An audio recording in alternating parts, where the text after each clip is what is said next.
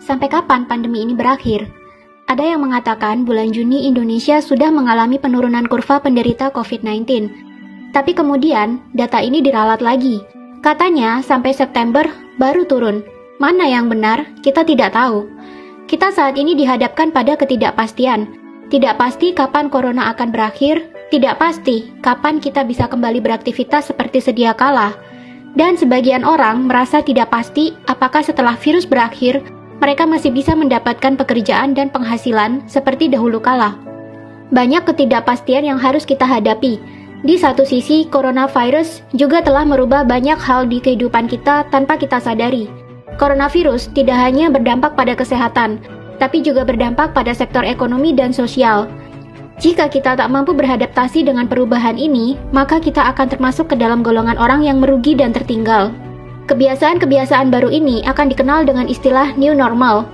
Jika kamu ingin tetap bisa bertahan dan selamat dari pandemi ini, sebaiknya persiapkan dirimu untuk beradaptasi dan menjalankan new normal ini. Apa saja yang termasuk dalam prediksi new normal? Yang pertama, kesehatan dan kebersihan akan menjadi komoditas nomor 1. Ketakutan orang-orang akan terserang virus membuat semua orang kini semakin ketat menjaga kesehatan dan kebersihan. Jika kita keluar rumah sekarang, akan banyak kita temui wastafel dadakan di mana-mana. Hand sanitizer menjadi barang yang paling dicari. Orang mengenakan masker kemana-mana. Vitamin dan jamu menjadi barang yang banyak dikonsumsi selain makanan pokok. Sebelum bepergian, orang akan dicek dulu suhu tubuhnya dan tidak akan diizinkan melanjutkan perjalanan jika terindikasi tidak sehat. Tidak menutup kemungkinan ke depan orang akan diwajibkan membawa dokumen kesehatan pribadi saat bepergian. Atau bisa jadi, sistem pelacakan kesehatan di bandara dan terminal transportasi umum lainnya akan menjadi lebih praktis dan lebih mudah. Bisa jadi dengan menanamkan suatu sistem di tubuh manusia untuk memudahkan perekaman medis seseorang. Yang kedua, orang akan makin banyak bekerja online. Online meeting menjadi tren yang terus meningkat selama pandemi. Setelah merasakan praktisnya meeting online, ke depan bisa-bisa orang merasa tidak perlu menyewa kantor lagi untuk tempat karyawan bekerja. Karyawan bisa bekerja dari mana saja, asalkan mereka terus online. Mereka bisa bekerja dari rumah, dari hotel, dari kampung halaman, dari tepi sawah, di pinggir sungai berpemandangan indah, dan masih banyak lagi. Asalkan ada jaringan internet kencang, maka kerja online tidak perlu jadi masalah. Yang ketiga, persewaan kantor akan menurun. Karena karyawan sekarang bisa bekerja dari mana saja, tentunya akan berimbas pada persewaan kantor. Harga sewa kantor yang mahal tentunya menjadi beban bagi pengusaha. Dengan terbiasanya bekerja online, pengusaha bisa mengurangi biaya sewa kantor tanpa mengurangi produktivitas perusahaan. Jika dulu harus menyewa satu ruko untuk sebuah perusahaan, kini pengusaha bisa mengurangi biaya dengan menyewa sebagian kecil bagian dari ruko. Kedepan diprediksi akan semakin menjamur bisnis-bisnis persewaan kantor gabungan, di mana dalam satu ruko atau gedung terdapat beberapa kantor kecil-kecil yang disewakan dengan harga murah. Keempat, akan banyak orang yang di-PHK, dikurangi gajinya, namun di sisi lain, orang bisa meningkatkan penghasilan karena jadi punya waktu untuk menerima job lain. Dengan terbiasanya orang bekerja online, pengusaha pasti akan berpikir untuk melakukan efisiensi. Progres kerja disetorkan secara online, dinilai secara online. Dari sini, pengusaha akan mendapatkan gambaran sektor mana saja di perusahaannya yang tidak efektif dan boros.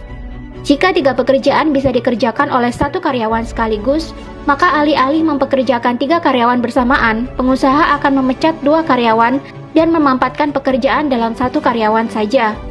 Ini juga akan berimbas pada gaji karyawan. Karena bisa bekerja online dari mana saja, pengusaha jadi bisa memangkas gaji untuk efektivitas. Kelihatannya kejam, tapi di sisi lain, karena orang bebas bekerja dari mana saja dengan jam yang tidak terikat, orang jadi bisa menerima job lain juga. Maka tak heran, setelah pandemi kita akan menemui orang yang bisa bekerja di 2-3 perusahaan sekaligus. Orang yang bisa memenangkan situasi seperti ini adalah tipe orang yang lincah, mampu beradaptasi dengan cepat terhadap teknologi, dan pintar mengambil peluang. Orang yang malas dan suka mengeluh akan tertinggal di belakang.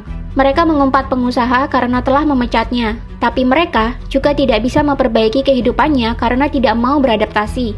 Yang kelima, orang akan berburu properti yang murah namun memiliki pemandangan yang bagus. Karena terbiasa bekerja online, tidak perlu ngantor lagi, orang lama-kelamaan akan meninggalkan kota besar yang penuh dengan kemacetan. Mereka mulai memburu rumah-rumah di pinggiran kota atau bahkan di kota yang lebih kecil dengan harga yang lebih murah namun pemandangannya lebih baik daripada di kota besar. Mereka akan menciptakan ruang yang nyaman untuk bekerja sambil menikmati bersihnya udara dan pemandangan yang indah di luar rumah. Yang keenam, belanja online akan menggeser kebutuhan belanja di mall atau supermarket.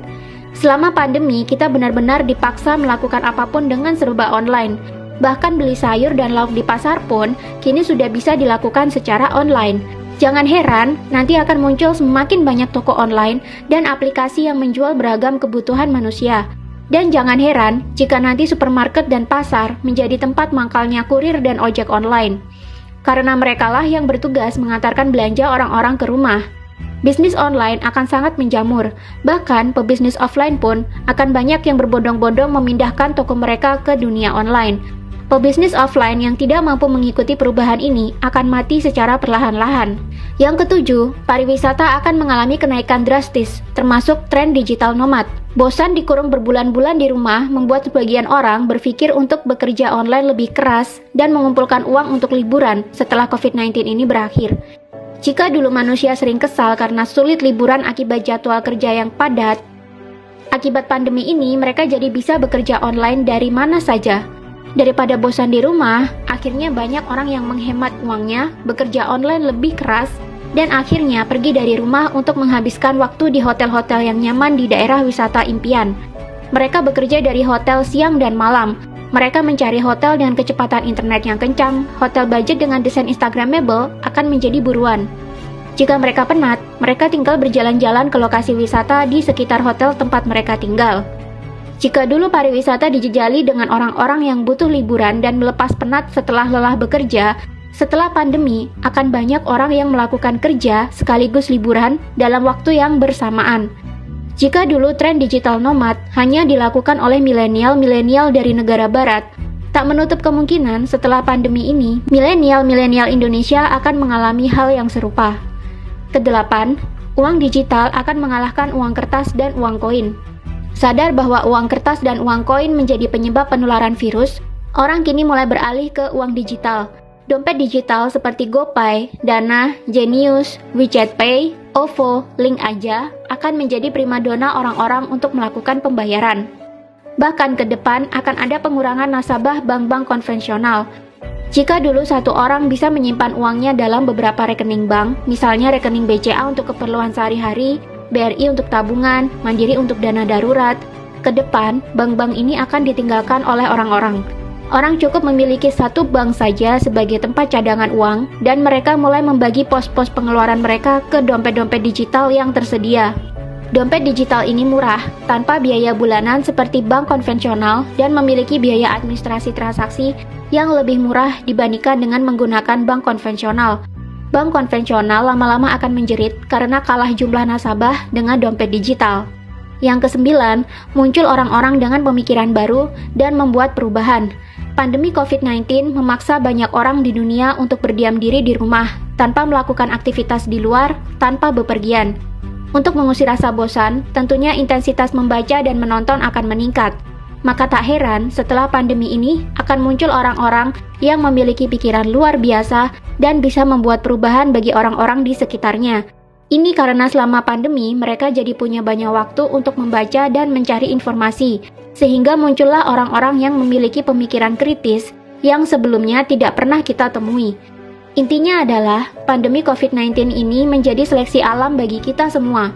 Jika kita tak mampu beradaptasi dengan cepat, maka tinggal menunggu waktu saja kita akan menjadi manusia yang tertinggal dan mengalami kerugian. Tapi jika kita menjadi manusia yang tanggap terhadap perubahan dan pintar mengambil peluang, maka kita akan menjadi manusia yang bisa melewati pandemi ini dengan aman, bahkan mendapatkan keberuntungan.